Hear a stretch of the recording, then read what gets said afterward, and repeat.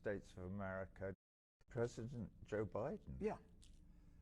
Well, he's fueling the fire in the Ukraine for a start. That is a huge crime. Why won't the United States of America encourage Zalensky, or whatever his name is, the president, to negotiate and to explain why, when he stood on the platform of ratifying the Minsk agreements, which he did when he was elected by 73% of the Ukrainian population that was left able to vote.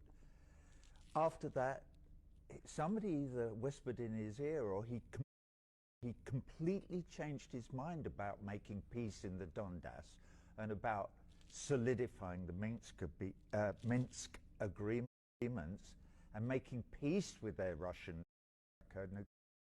neighbor. Why won't the United States of America encourage Zalensky, or whatever his name is, the president, to negotiate and to explain why, when he stood on the platform of ratifying the Minsk agreements, which he did when he was elected by 73% of the Ukrainian population that was left able to vote.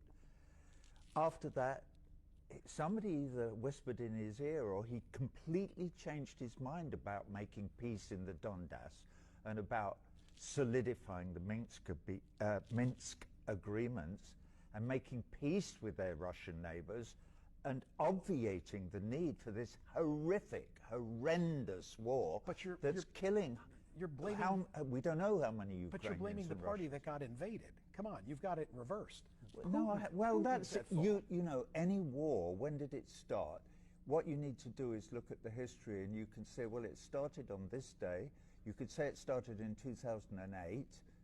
Okay, it's basic. This war is basically about the action and reaction of NATO pushing right up to the Russian border, which they promised they wouldn't do when Gorbachev negotiated the withdrawal of the USSR from the whole of Eastern Europe.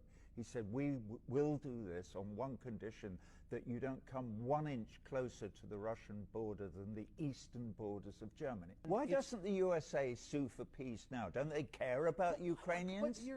Why are they prolonging this war? It could be ended tomorrow. If Joe Biden stood up on his hind legs and said, let's put a stop to this, it would end tomorrow. I don't know. No would it end with Putin taking the Donbass and everything he wants in eastern Ukraine? You have to criticize Putin before we move on. What about the people who live in the Donbass? I have relatives. I have relatives in the Donbass. Listen, after the illegal USA-inspired coup in 2014 that put out the democratically elected government of the Ukraine, the Russians were completely clear about how they felt about that. You're giving them a pass. I have to say it. I mean, if I don't call you out on this, I'd be disappointed later. And I stand on that platform with all my brothers and sisters all over the world, irrespective of all the things that I've said. And there are billions of them in the South, in the poor world, in the third world, who have been trampled on for the last 500 years, since we Europeans started spreading over the world and trying to steal everything from them, which is what we've been doing, including here in the United States. I believe this is not taught in your schools, obviously. When you say this, then I have to say, what about our role as liberators? You of all people, you have no role as liberators. World War II. World War II. You got into World War II because. Come on. Pearl Harbor. You were completely isolationist until that sad, that devastating, I would argue we were day always going to get in, and that pushed us in.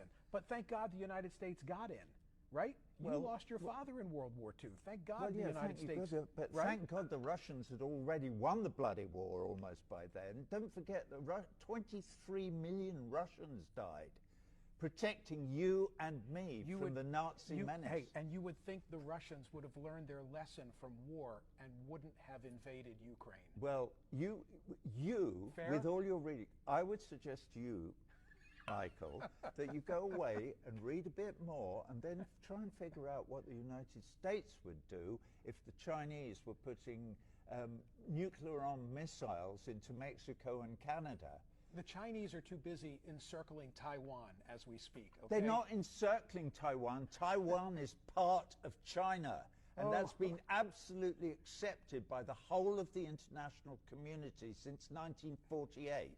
And if you don't know that, you're not reading enough. Go and read about it. Okay. Did we solve anything here today? No, well, yeah, we did. Well, I mean, no, we didn't. I mean, you're believing your propaganda, your side's propaganda. You're defining it as Taiwan, propaganda. you can't have a conversation about human rights, and you can't have a conversation about Taiwan without actually doing the reading. Roger, if you're having a conversation about human rights, at the top of the list of offenders are the Chinese. Why is it always the Western world? At the top of your list. Why is it the always Chinese the Western didn't invade Iraq and kill 1 million people in 2003. In fact, as far as I can recall, hang on a minute, who have the Chinese invaded and murdered, slaughtered? Their own.